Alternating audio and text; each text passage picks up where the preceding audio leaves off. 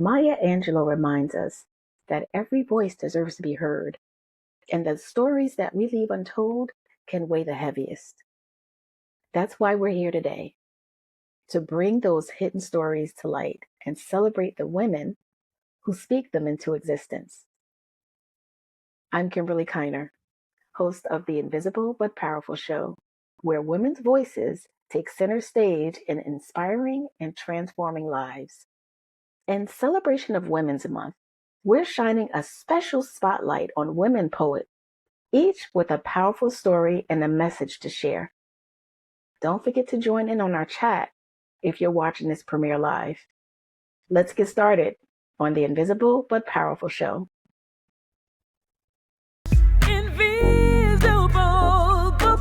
Welcome to Invisible but Powerful, where heart, soul, and spirit intertwine. This show is about sharing stories of faith, resilience, and transformation to inspire you to uncover, unlock, and unleash the incredible potential God has placed within you. Now, let's get ready for real talk and heart-to-heart conversations on the Invisible but Powerful Show.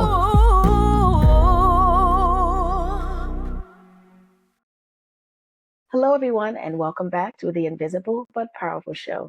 I'm your host, Kimberly Kiner, and I'm so excited that you're here for this special episode entitled Empowered Women of the Spoken Word. My own love for poetry began in 7th grade. I remember it so clearly. A poet and an educator, Sanford Line, he visited our English class for a week-long workshop teaching us about poetry and creative writing. We meditated, we listened to his guidance, and wrote whatever came to mind. After we handed in our 2 poems, a few weeks passed by, and our teacher started to return the work, everyone's work, except mine. I then raised my hand and I said, "Hey, I didn't receive my poems." And she looked at me and smiled and said, "That's because your poems actually made it into his book of poetry." From that moment on, I realized my gift of writing and gained a deep appreciation for how a tiny spark of creativity can ignite a movement. Today, I have 3 incredible women poets who will share their artistries and their experiences with us. We'll explore how their work uplifts women and our broader communities. Let's meet our first guest, Thais Davis. Thais is a spiritual guide. She's an author and a spoken word artist based in Atlanta, Georgia. She is currently in training for the Ancestral Lineage Healing with Ancestral Medicine Network. Thai combines her training with her expertise in holy fire, Reiki, and meditation, and she has experience as a mental health peer specialist to provide a holistic approach to healing. With a focus on overcoming intergenerational trauma and restoring memory and identity, Thai's unique method blends ancestral wisdom and contemporary techniques. As the founder of Ancestral Healing, Thai is dedicated to empowering others through Reiki, meditation, tarot, and oracle readings. Her current book, Mind Funk Times 21, shines a spotlight on things that women experience throughout their lives. She also has an upcoming novel, Walking with My Ancestors, What They Came to Tell Me, which is a personal journey of self-discovery, and we'll talk more about that in this episode. Welcome, Thai. Hi, How thank you are so much. you? Hi, thank you. How are you? I'm good. It's so good to see you. I'm just so excited. So Thai, tell everyone where it all started for you. Talk about what first lit that spark. What lit the spark for me was a difficulty in my parents' marriage. I started writing poetry when I was 8 years old. I felt a burden of responsibility, and I was just trying to, my little mind, my young mind was trying to sort all these difficult feelings out. So I took pen to paper and started writing. Wow. Yeah, And eight you years, started writing poetry at 8? 8 years old. Yeah. Wow. What type what type of poems were you writing about at 8 years old? I mean, I was a so understanding that I I was born a neurodistinct child, a neurodivergent child. So, I mean, I was reading the dictionary. I was an introvert. Oh. I was, watching Tony Brown's Journal by 10. So I was, yeah, I mean, by 8 years old, Wow. yeah, I mean, I was writing poetry about, geez, I try to remember. Honestly, I think my mom saved some of that poetry. I don't think I have any of the early poems, so I kind of can't remember what it was. I know she did save it, but the first poems I remember personally around 9 or 10. I graduated from the frustration of my parents' marriage on into racism because by then, like I said, I was my dad kind of acculturated me into Black history, and every Sunday, there was one TV in the house. I was a '70s child. I'm generation. Well, we're all Generation X, so I had to sit in front of the TV and watch Tony Brown's Journal and understanding things that were done to Black people. And I don't mean just African American. I mean Black across the diaspora. I remember embodying a lot of frustration and anger. So the first poems that I personally remember were poems about racism and anger and the Klan. And I do believe I still have some of those in a book somewhere. Yeah. Oh my Mhm. goodness. This is actually your book, Mind Funk Times. And I shared it earlier, but I wanted to share your book again because I read one of them and it really resonated with me. Now, I have the book on the right. That was like an ebook. Hmm. But the one on the left is like a hard copy that people can purchase on Amazon. Right. Uh, um, Mind Funk Times. Before I 21. kind of get into what I read, I want you to tell me about Mind Funk Times 21, what that book is all about. So Mindfunk times 21, it was really, that's all I could think of was the title just immediately came to me, right? It was this combination of all of this stuff that that I realized that I was going through, and I was like, I know this is not just me. This is really all women, right? It's not really not necessarily all women, but women that fit a particular profile. Maybe women of color, maybe women of a certain, definitely Black women of a certain age, Black women that have come through a certain era, that have come through a certain financial status, that have had a certain experience. And it felt like Mm-hmm. um, Mm-hmm. it was so cumulative, that we carry this weight of having all of these things to do, all of these people to tend to, of not being seen, not Yep. being heard, not Yeah. having enough space to breathe, not having enough space to tend to yourself. And then when you pile all of that on top of being neurodistinct, which really wasn't even, neurodivergence really wasn't even a word 30 years ago. It wasn't even an awareness, let alone, Mm-hmm. even though autism or being on the autistic spectrum it was, but autism and blackness weren't even synonymous. Um, and when you Mm-hmm. pile that on top of childhood trauma, and the way that the people cope with it, the way that gets, what's the word I'm looking for? The way it gets pathologized, it becomes the whole Mm-hmm. thing. It becomes a story that gets told about Black women in particular. And for me, I just felt this strong Mm-hmm. urge to tell my own story. And I felt that if I told this story, that it had to resonate with somebody else. It definitely did. It's some powerful poems in there. Thank you. I Thank you. mean, when you think about funk, Yes, mind funk, exactly. what does that what does that mean? It meant Like, like all of the things, right? Essentially, what I was going through was I called it a nervous breakdown. But what was really happening, it was like my mind just said, hey, stop all of this masking. You have mm, this early life. This thing happened to you in your early life, and you've been masking all of your life.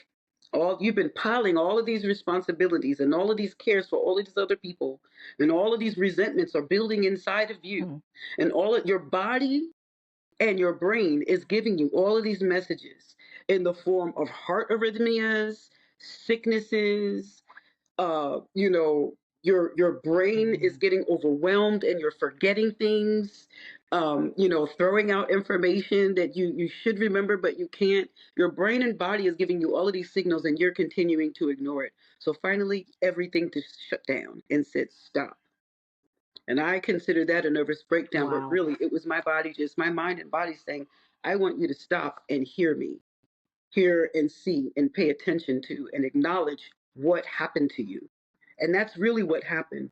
Because what it Right. really was, if I can go back and recall, it was me reliving all of the experiences that I had as a child.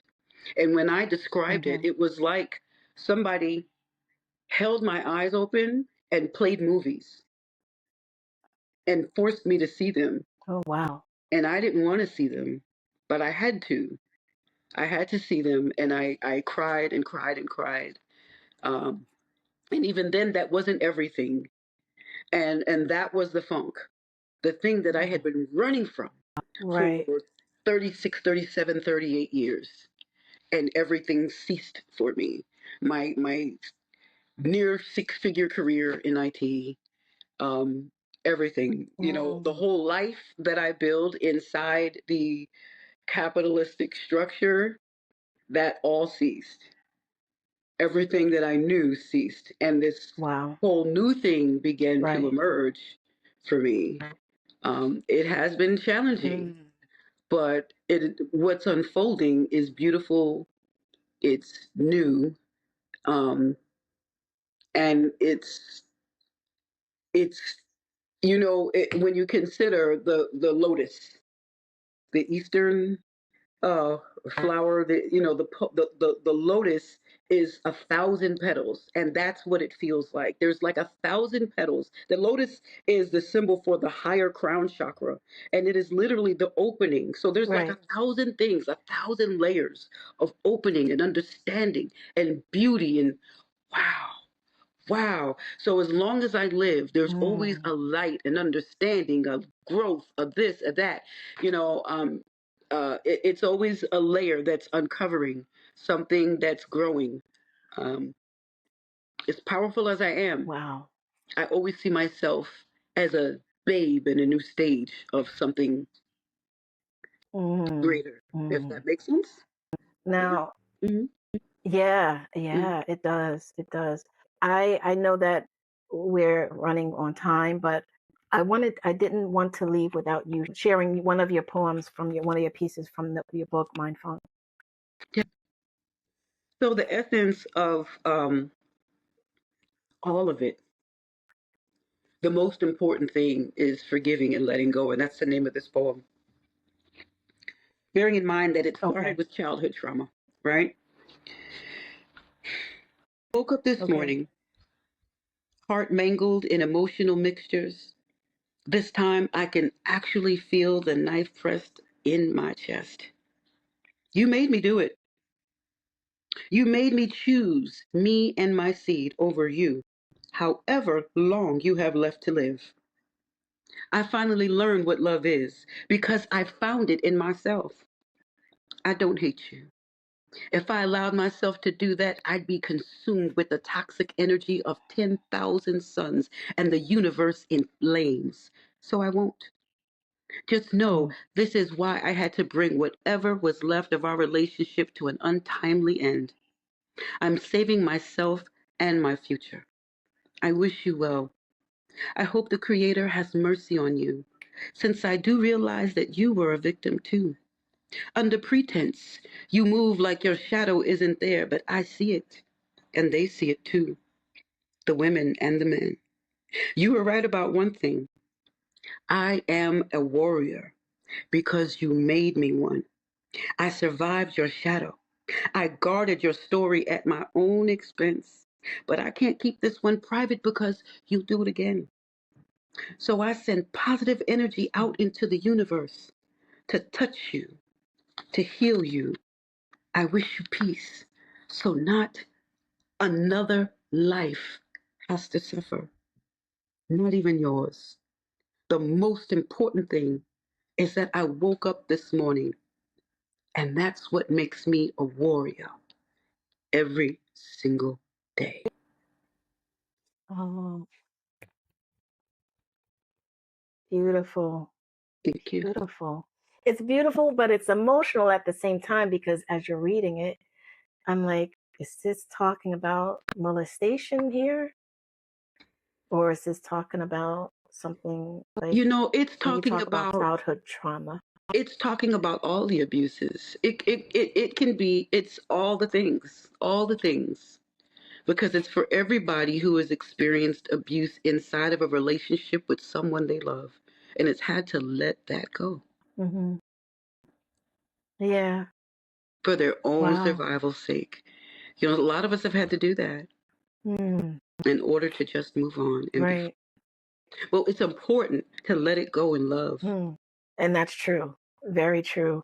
I know I had read, really quickly, I had read one of your poems, but I wanted to talk about the suicide reminder poem really quickly.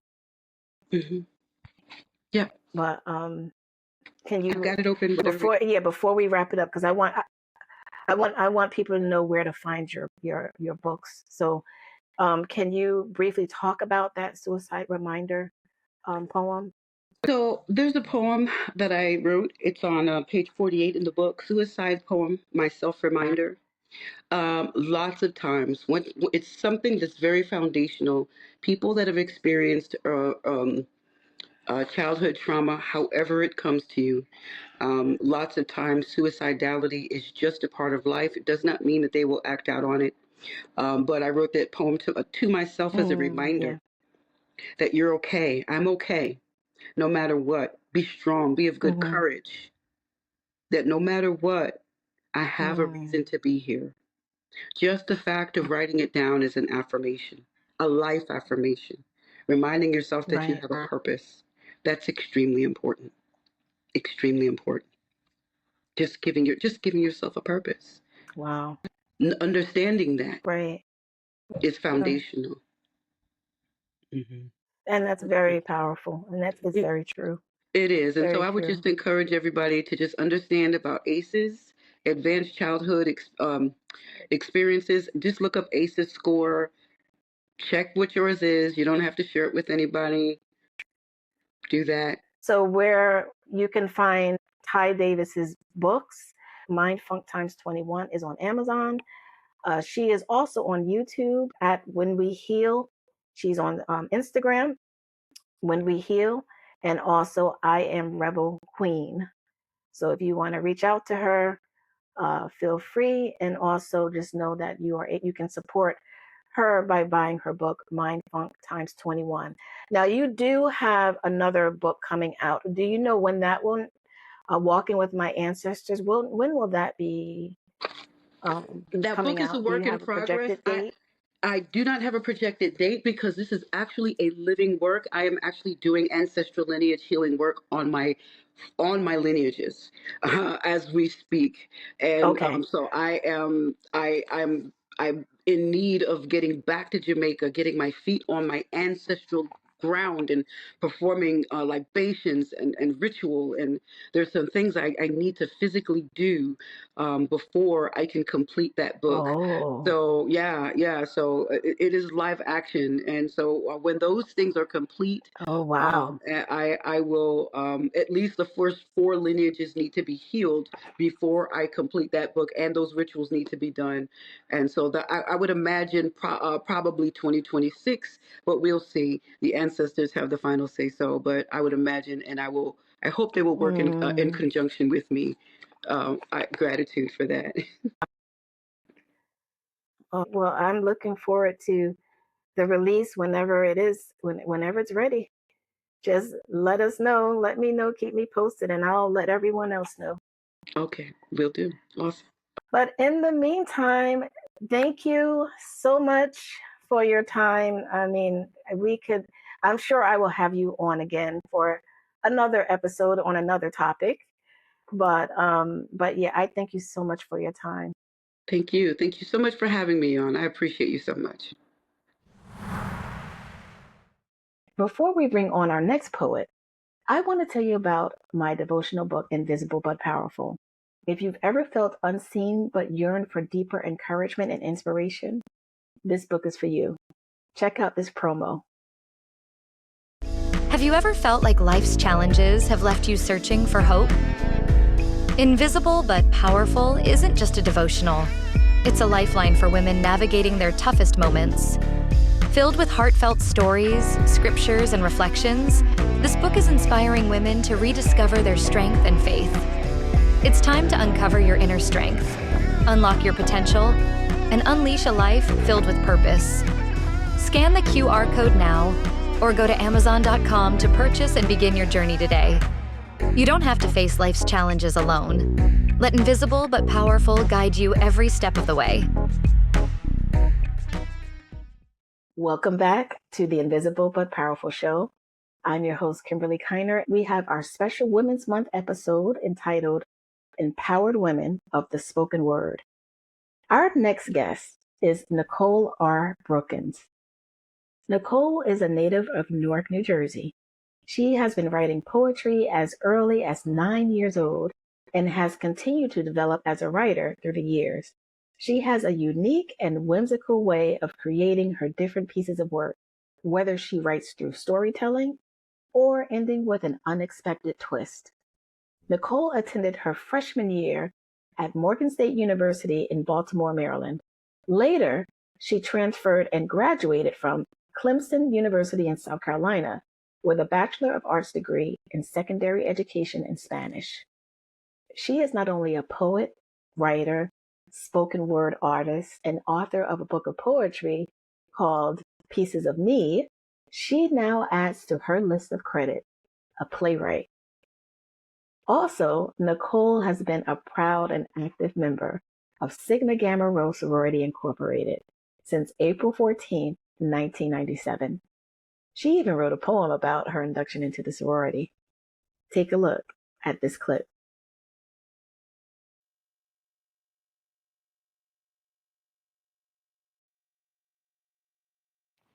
April 14th, 1997 was a glorious day to behold. I was adorned with 10 pearls and 2 rubies, dipped in royal blue and covered in gold. That was the day at Clemson U, where I crossed into the burning sands of Sigma Gamma Rho. I had no one to lean on because I took the journey solo. I stood alone by myself to run the race. I held it down as the one and only, the ace. When I told my mom initially what I wanted to be, she could not really relate because she did not know much about Black sororities. Her response was to the point, very quick. She said, "What do they do? You know I don't like those cliques." I told her it wasn't like that, and it was created for a purpose. I explained how it was a sisterhood with ladies who believed in scholarship as well as community service. Yeah, we do twirl canes, do our call, step and stroll, but it's about doing the work and the service as a whole. I'm so grateful to the 7 ladies who paved the way and set the standard high. Greater service, greater progress is the motto I live by. We were the best designed, although last in creation. My line name was an untold story, and my name is Revelation. So let's welcome my guest, my incredible soror, Nicole R. Brookins. Welcome, Nicole. Thank you. Thank you so much. Thank you for having me. I really appreciate it. Oh, of course, of course. So I didn't know that at the time when I met you that you were a poet, you were an author, you had your own book. But tell me where it all started for you. When did you start writing poetry? It's so funny because I was about in the 5th grade, so I was about 9 at that time, and it was Mother's Day coming up, and I didn't have any money to get my mom anything, so I decided, well, I'll make my card. So, I drew little flowers and, hearts and things like that, and then I put my own poem inside. Now, it was so long ago I don't remember what I said, but it that started it out, and then later on, I guess as I grew older, like high school, it was a way for me to vent and express my feelings and Mm, things like that. Um, and I really didn't share my poetry at all.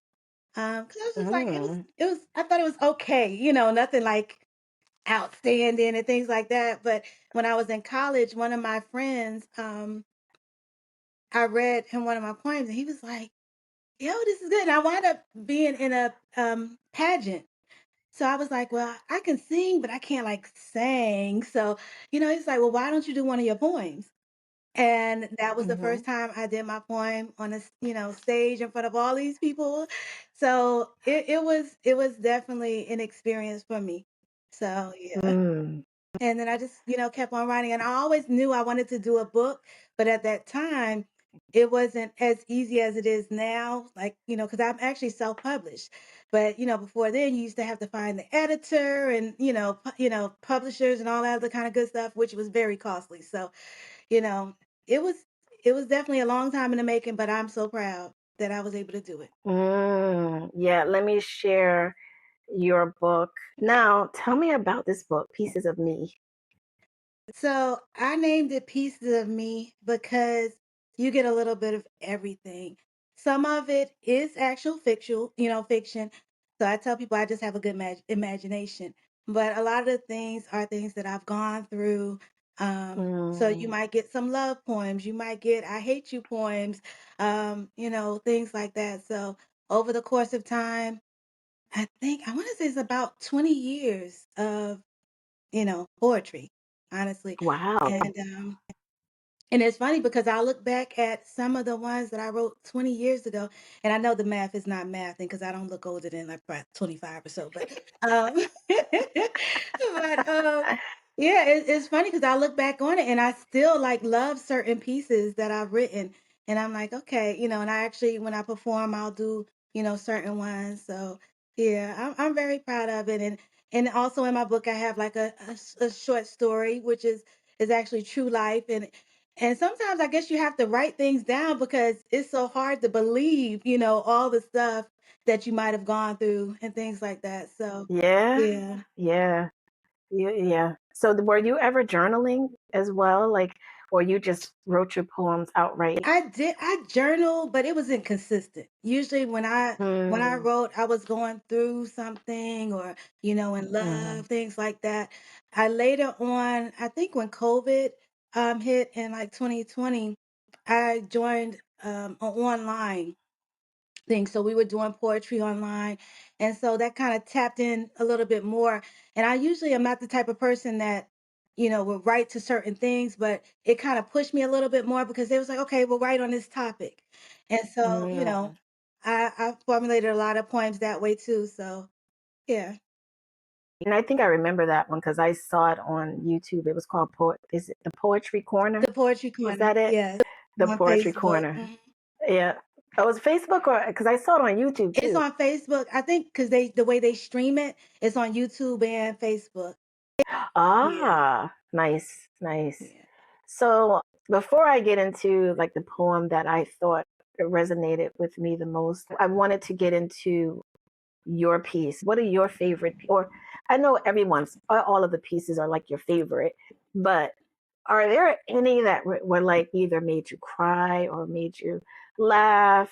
Like, can you pick out of those two of those pieces that were pretty emotional for you, whether it was happy Yeah. or sad? So I'm gonna do this poem and it's called Dedication. And this is Hmm. actually the first poem I've ever that I did in front of the an audience. So here it goes if you're ready. Hmm. Dedication. At times they were too much alike to even get along. They very rarely saw eye to eye, almost never agreed on the same ideas, could hardly act cordial, put up a front or lie. But somehow there was a connection between the two, one that was not asked for yet given. Looking in the mirror, she has her creator's personality, but his reflection is staring back at her. It's not her fault, but she has to live with the qualities of them both. Learn to deal with the good aspects as well as the bad. Face things now to avoid having a complex later on or going mad. Time turned around couldn't change the dreary things said, nor could it silence those angry screams. In the past, uncontrollable tears fell from her eyes, but now she weeps for other reasons. His soul has left his body and she sits and wonders why. Although all their time shared together weren't filled with joy, she wondered why he had to die. Everything happened so rapidly. She didn't get to tell him that she loved him and all has been forgiven. All she can do today is hope he knew all these things in his heart. Looking at the corpse, it's not the man she once knew. His body has retired, is cold, somewhat purple and blue. But somehow, when she looks at him, she's glad he is gone. No longer will he have to suffer on this cruel and merciless earth that brought him to his knees. No longer will he be dependent on a substance he never did need. So now, looking upon him, everyone remembers the good in his life. No one talks about the not so good characteristics, but the pleasant ones. She begins to think of the fun times and the jokes he told that made her laugh. She thinks about all the happy times that made her call him dad, call him dad. Gone but not forgotten is how she will remember him now. With tears rolling down her cheeks and an emptiness in her being, she now cries for a void she longs to be filled, and all the answers she wants to be revealed. Why did she have to be me? Wow. Wow. So that, of course, was about my father. And Right. it's funny because it still, kind of gets me a little bit. And even when I presented it, I was literally had tears rolling down my cheeks thinking about it. Oh, Yeah. gee. So, and it was crazy because it took me about 3 months to write that poem because I was Mm. bawling and crying and, I had to try to get myself together. So, and I usually don't write about people, but, Right. Yeah. that was one of the poems that um, I always, of course, it's not as happy, but I go back to that because that was like my first, presentation to the world, I guess you would say. Mm. So yeah. Yeah. Oh, wow. Now, how does that? I know your dad has passed, but how is your mom? Um, like um, how was she in regards to your poems and especially the poem about your dad? What was her response to that? She loved it. I mean, Oh, she loved. yeah, yeah. I mean, my Yeah. mom she's been remarried and things like that. That's Hmm. like my best friend.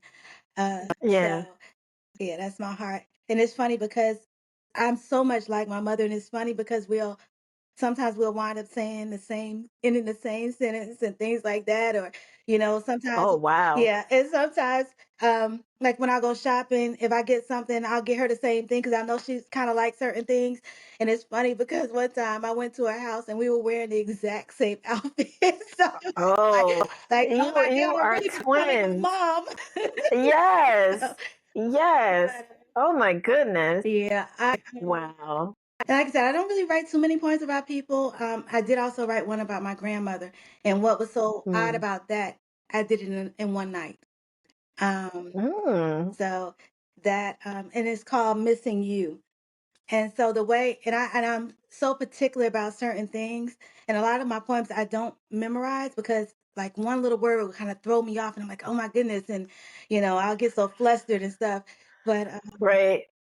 yeah, so but Oh, wow. yeah, Now, did you have another piece that you wanted to maybe? I I know because I know you said yours is shorter. yeah. Did you have another piece? So Okay. I do have because I know it's Women's Month, and Mm-hmm.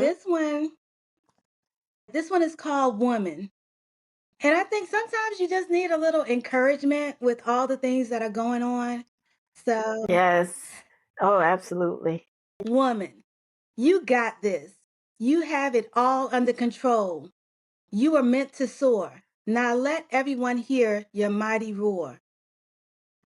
You will have some bumps in the road. You will also have some heartaches, but you are resilient. You will not break. You have been tested by fire. The heat was turned up high.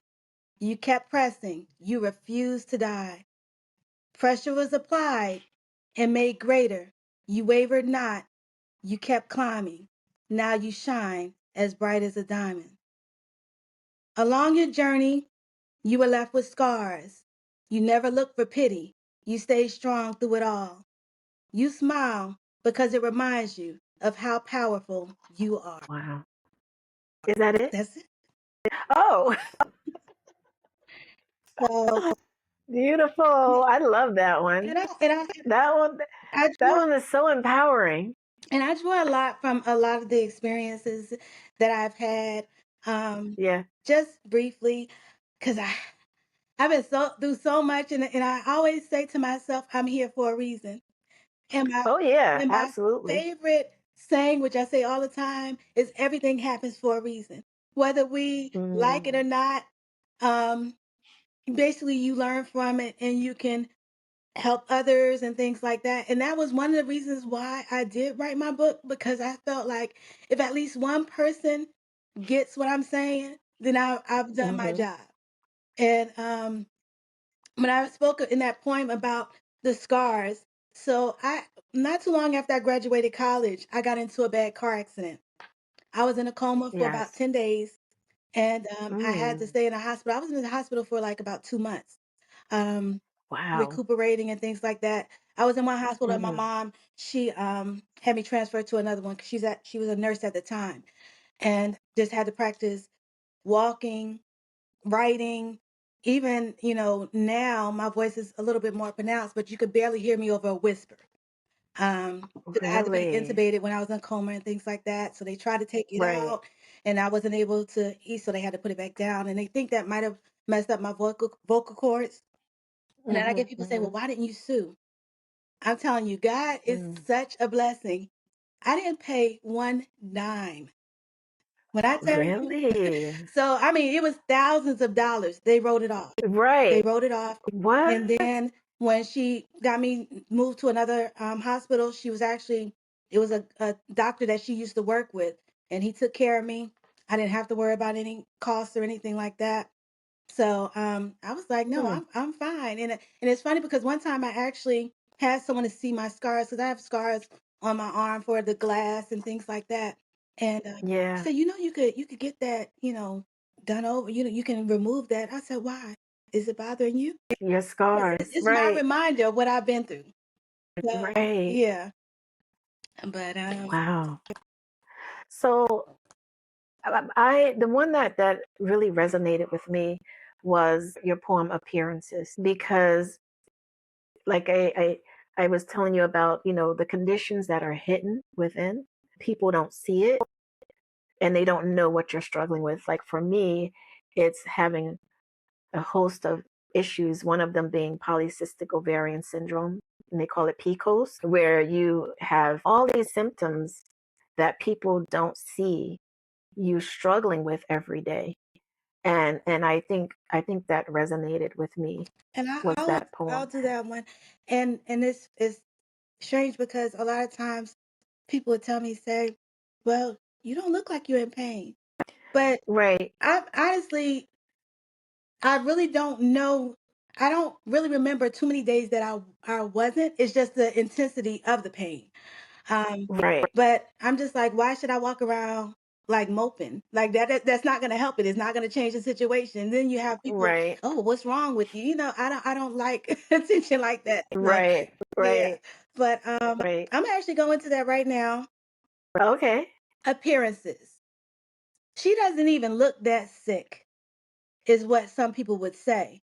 And please, she knows good and well she doesn't need no FMLA. Every time I see her, she's laughing and joking around.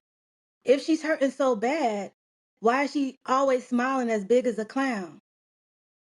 One day she's good, the next day she's not. And it's so funny how sometimes it falls on a busy Monday or a Friday when it's beach weather hot. Sometimes what you see is not always what it is. These people don't know what her doctor said her diagnosis is. Imagine having one constant every day that your body is racking with pain. It might not be as bad on the first compared to the third, but pain is pain. There are times when you say yes, but your body says no. You want to move, but your body just won't go. You ask God to grant you the wish of being ache free or having close to none. Then you hold yourself tight, praying the throbbing will ease up some. The sunrise brings hope for a better day after almost no rest. Although you never know what to expect, you still hope for the best. Maybe today there won't be so much numbing anguish in your legs where you could barely stand. It could be possible that you don't gasp with pain if someone might shake your hand. Or perhaps you don't feel those shooting burning jolts or even the slightest pinch or smack that seems like you're hit by 50 or more volts. So it's not what you think, and it's not what it may seem. And know that taking Tylenol won't relieve the suffering as you might believe. In peace. Beautiful. Thank you. Beautiful. Yes. So that's that is pretty much what yeah, I've been go going ahead. through. I'm sorry. So Yeah. I was in 2009. I had real bad back pains, and I was going to the emergency room, and they would send me back home. And I was like soaking, and things like that. I'm like, okay, and I was like popping like a leave and everything, but nothing would heal the pain. Nothing was, Right. soothe the pain. So finally, the third time, I actually got admitted to the hospital, and it's so crazy because I'm not a person that remembers dates too much, but it was actually on my mother's birthday. And I felt so bad because like you're in here with me, and it should be your birthday. You should be celebrating, enjoying yourself. But at that time, the third time, that final time that I actually got admitted, my whole body ached so bad. Like even just having clothes would ache. So it just, Ooh. just went full blown. So, and they couldn't really figure out what was going on with me. So I think that's why they pretty much called it fibromyalgia. And I think that's just pretty much a way of saying they didn't know, because all fibromyalgia is just constant pain. So Right. later Right. on, I found out it was issues with my back and things like that. But it got to the point where I was just like, I can't live this way. It's just not. Right. It's not healthy for me. Like it's no quality of life living that Right. way. So Right. yeah, but Mm. it's like I said, and every day I wake up, I just thank God for another day. Um, And this was such an inspiration. It's so good to hear, all the different from your from your words mhm, what the purpose was for yeah. all of these poems that you talked to us about. Now, how can people reach out to you, either find your work, find your book, or reach to you online? I do have a screen here. Is this right now? They can share, they can see, or they can actually buy Pieces of Me on Amazon. It is available on Amazon and Barnes and Noble, but Okay. they can send me a Okay. message and I can, actually get an autograph copy, send that out. So it's no problem at all. But I think that it has a little bit for everybody. But oh my goodness, thanks so much for joining the show today.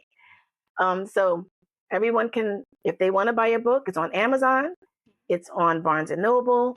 They can reach out to you on Instagram. It's at Clemson Poodle 97, and Facebook and TikTok. Yeah, They both are Nicole R. Brookins. correct. All And I right. do appreciate you. Thank you so much for having me. It was definitely a great experience. Oh, you're welcome. Thanks for agreeing to be on the show. You are so welcome. And anytime I'll be willing to come back. Good. I'm gonna have you on for a few episodes. All right. All right. Mark me in. There's no proof. All right. Have a good You one. did too. Good night. All right. Last but definitely not least, we have Carla M. Cherry. She has a plethora of books whose poetry challenges the norms and inspires many, not just individually, but in the community as well. Carla is a veteran English teacher and a poet. Her work has appeared in Random Sample Review, Anti-Heroin Chic, La Libreta Isle, and Raising Mothers.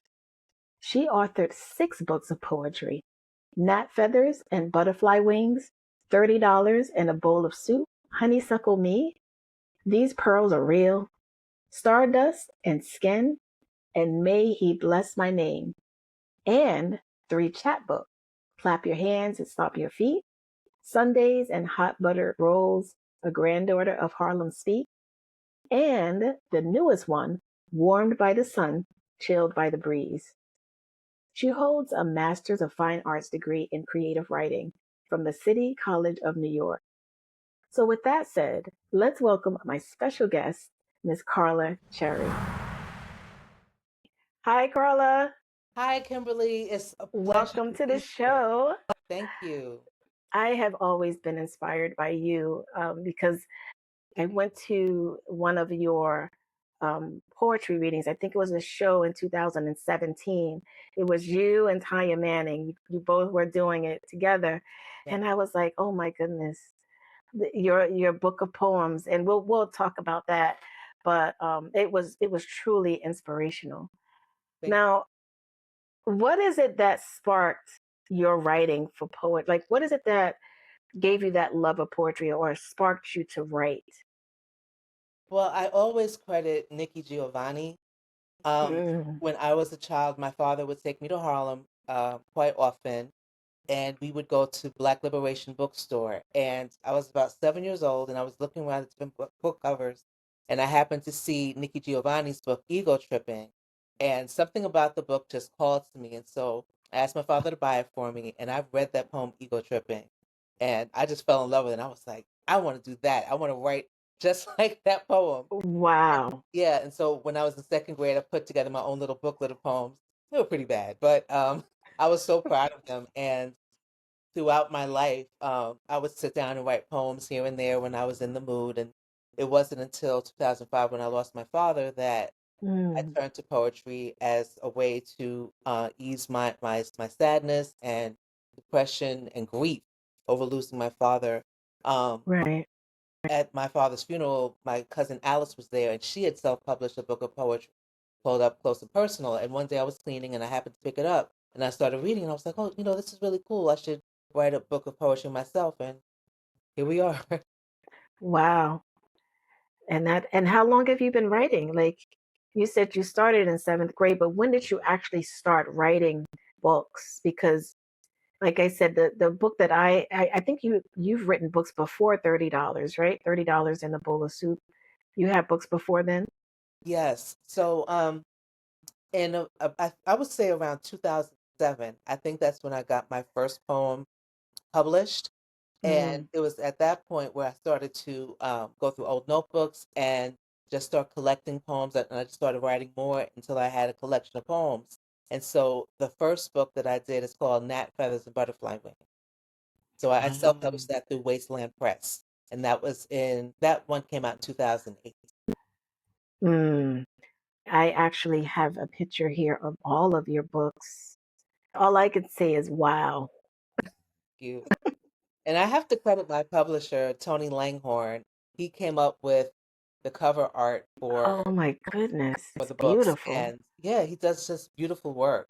I'll tell him an idea I have, or he'll come up with an idea and just put the art together. And every time I vend at different events, I always get compliments on the cover art. Hmm. Hmm. Now, I wanted to, before I tell you about the piece that resonated with me, because I have 2 of your books. I have $30 in a bowl of soup, and I have the Sundays and hot butter rolls. Now, every time I read, I'm looking at the title, I'm always hungry. because I'm always thinking that I'm such a foodie, but I'm always thinking about food. And it's like, oh my goodness, Carla. And I said I can relate. I love to eat. All I can think about was Sunday dinner. Like when we all get together as a family and, that Sunday dinner. So I was like, Sundays and hot butter rolls. Oh, yeah, that tastes good about now. That was a bit of a tribute to my paternal grandmother. She was famous Hmm. for her hot buttered rolls. And when I thought about, the experience of going to her house and having Sunday dinner, I just remember those rolls and how much I love them. So that was Oh, a tribute to her. oh, I see. Now, you have a couple of pieces. Well, the pieces that you perform come from which books? Because you have so many books. Um, $30 in a bowl of soup came from what? Like, what was that about? The title or the poems in the collection? The title, a mixture of both. Like you have the title itself. How did you come up with the title, or what inspired you for that title, and also the poems themselves? Okay. So the title of the book, $30 in a Bowl of Soup, came from a joke that my cousin told. My cousin Eric McPherson is a jazz percussionist. And one day we were talking about, you know, performing and the value given to artists. And he was talking about how sometimes when he performs, they offer you $30 in a bowl of soup. And when he said that, I just started cracking up laughing. And I was like, that would be the perfect title for a book of poetry. And so I held on to that. And as I was writing poems, I tried to kind of gather poems that were around this theme of being underappreciated. And Mm, so all of the poems are kind of related to that theme. mm, wow. So, can you share a couple of your pieces from either one of your books? Just tell us which book it is and the title. Sure. So I'll share a poem that I wrote for my mother. Um, Okay. and it's from my first book, Gnat Feathers and Butterfly Wings. Okay. Okay, and it's called My Mother Gave Me the World. When I was a girl, my mother sat me on her lap, her fingers covering, then uncovering, syllabic formation, her voice charming me into understanding. Before I fell asleep each night, underneath one of the Afghans she knitted, she bathed me with ivory soap, rubbed me down with glycerin and rosewater, then words with fanciful stories. When she arose each day, my mother folded twilight in her hands and tickled me awake to face the magic of morning. Knowing it is the nature of youth to abhor the necessity of waiting, as she baked, she always let me lick the bowl. As I've been pricked by life's nettles, she has always been there to soothe. Every time I read a book, write a poem, rejuvenate, I thank God for her. My mother gave me the world. Oh, beautiful. Beautiful. Okay. So, is there another piece? Sure. I can share another poem. It'll also Okay. be from Gnat Feathers and Butterfly Wings. Mm-hmm. And it's called Still, and it's a poem that I wrote about colorism. Mm. Still, our black blossoms are waiting and wanting. Someone told one of my girls she's cute, even though she's dark. Fearing sepia tone reflections, she shuns sunlight. How many of us look at our kin and say you're pretty even though you're light skinned? When women want to impress, they put on that little black dress. Fertile earth is a deep rich brown. Nina Simone sauntered stages, loving every inch of her cocoa sweet skin. In Song of Songs, Sheba is black and comely. So go tell that long tongued liar, God's gonna cut him down. Swathe your walls in dark, dusky, Alec Weck black beauty for Amani and Aaliyah and Takara. Our black blossoms are waiting. So go tell that long tongued liar. Wow. Nice. Thank I don't know. I'm always like, I don't know. Poetry just does something to me. And what was it? What was it about that poem? Like, what was the background of that? So parent-teacher conferences. I don't remember how the subject came up, but I was talking to the mother of one of my female students, and she told me the story of how her brother had commented to her daughter that she was pretty for a dark-skinned girl, and I just couldn't believe that he said something like that, and it just made me really angry, and so um, I just started working on the poem, Right. and And I and it still exists today. it does. It does. I wrote that poem a good, it's been almost 20 years. And, it's still Mm. something that comes up. Um, I took that poem and put it on a t-shirt and a hoodie, and I sell them at different events. And it's done pretty well. And people always like the message. And um, I think it's so important. I would love for every Black person in America to walk Oh, around with that poem. I definitely will. I'll send it to you. yeah, share a picture. Yeah. Yeah. So thinking of your poem colorism, or I thought about a poem that resonated with me in your book, $30 in a Bowl of Soup, where it talks about natural hair. You know, that whole good hair, bad hair type of thing. I thought it was very powerful, and it was called Resistance. Can you read that one as well? Resistance. Yeah, girl. Natural 26 years. You should have seen me on 125th Street. Wide grin, erect neck and spine. Another African sister asked if I wanted my hair braided. I said no thank you. Off I went in my woolly wonderfulness, hips and thighs rocking and rolling. Wasn't too much of a hurry to tell her why extensions and I are done. A braider spilled hot water on my neck when she was dipping the ends of my braid. The itchiness and the black girl pat, stiff shoulders from hours of detangling connectiline hair out of mine. My hairs wrapped up in the braids on the floor, their bulbs sticking out from the roots. I didn't find her until I was 40, but I have a sister who gently twists, braids, or coils the hair that grows out of my head. Finally loved every 4B, 4C strand goddess gifted me, except the grades.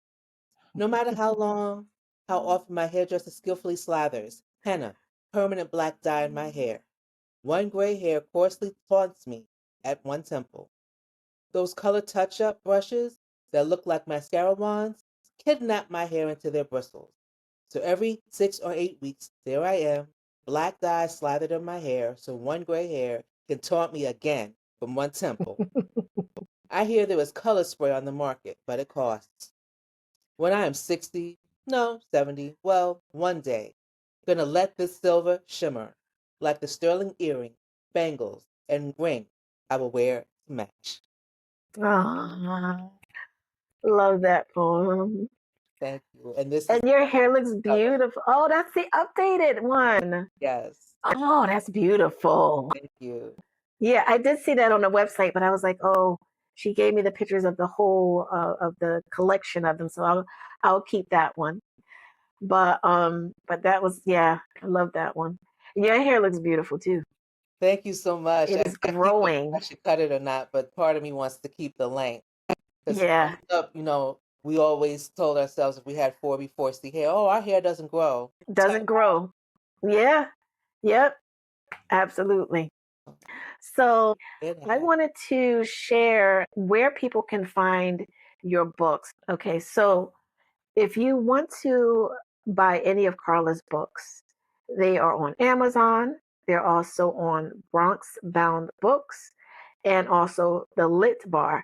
Now, what is it about the Lit Bar that's so special?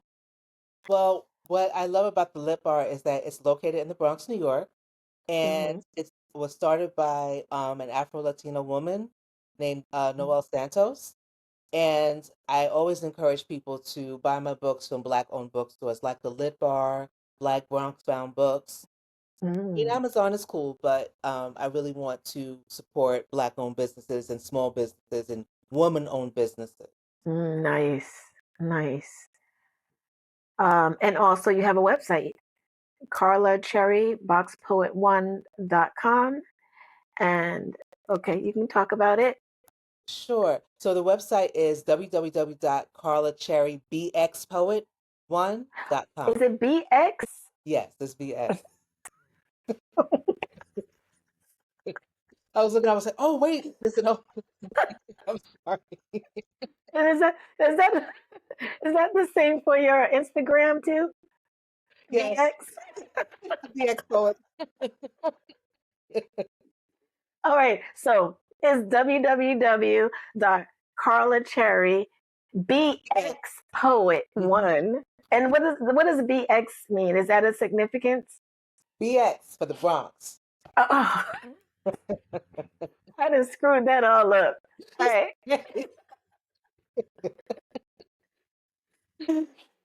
Box But poet. What's wrong with her? She's a box poet? Does she fight? Like, what's wrong with her? like, oh, that's poet. Okay. Oh, now you have an upcoming book, and that's the one that's on the lower.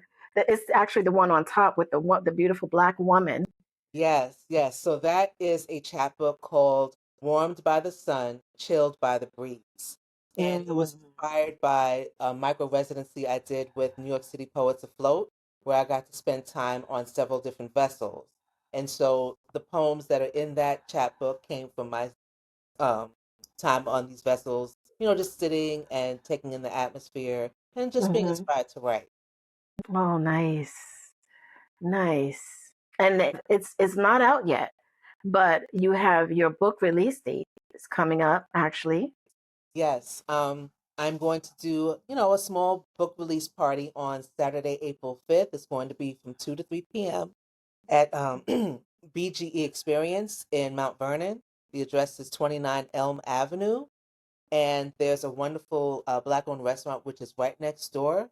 It's called Caribbean Soul Food Delight.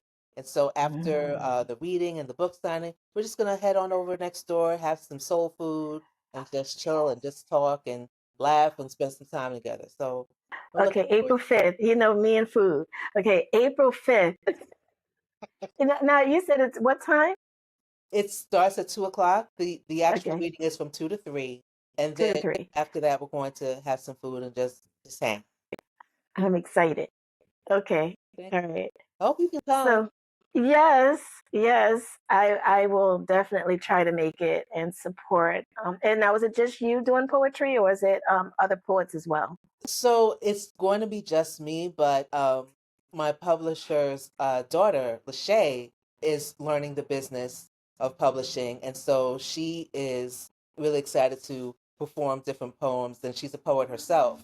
So she's going to read some of my poems before I start my reading. So I'm looking forward. Oh, very nice, Yeah. nice. So, everyone, you have the information here. If you are in the New York area, New Jersey, tri-state area, please check out Carla Cherry on April 5th. Thank you so much, Kimberly. Thank you so much for being on the show. Thank you for Um, inviting me. oh yeah, yeah, you and just continue to keep me posted on everything because I know there's going to be another book even after this one. So yes, thanks so much. You're You welcome. are a true inspiration as always. Thank you, and I'm looking forward to your next book. Uh, oh well, it took me 10 years to write that one. That's I don't know. I don't know, but thanks so much. Have a good rest of your day. you too, and I'm looking forward to seeing the show. All right. Now make sure you hang tight because after the show, there's going to be a Zoom call where you get to meet with the people who wants to ask you questions or find out more about your event or whatever they want to ask you. Okay, wonderful. All right. Thanks so much, Carla. Take care, Kimberly. All right. You too. Bye. Now, before we wrap up, I want to invite you to our monthly IBP chat sessions. It's an online space where we as women come together, we share experiences, we exchange ideas, and we just grow in faith and empowerment. Check out this promo. Do you ever feel like you're carrying life's weight on your shoulders? At the IBP Monthly Chat, You don't have to do it alone. This is your space. A space where real women come together to share, connect, and encourage each other. Whether you're navigating challenges, seeking clarity, or simply craving authentic connection, the IBP Monthly Chat is where faith and friendship meet. We meet virtually on Zoom, and each session is a safe place to open your heart and discuss God's Word as it relates to our lives. Here, you'll find strength, understanding, and the reminder that you are never alone. Scan the QR code to subscribe and be notified of our next session. Let's grow together, one conversation at a time.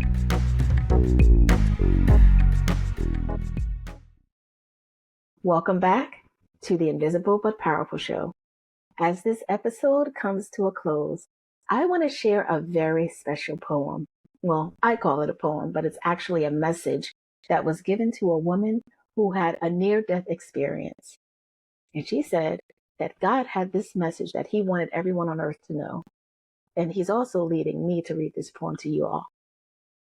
So there's no title. It's just a message. It's just a message from God. Here it goes. Such folly to think that anything escapes my knowing. As when you were with me, all it was, all that I allowed you to know, you knew. No words were spoken, nor were they shouted.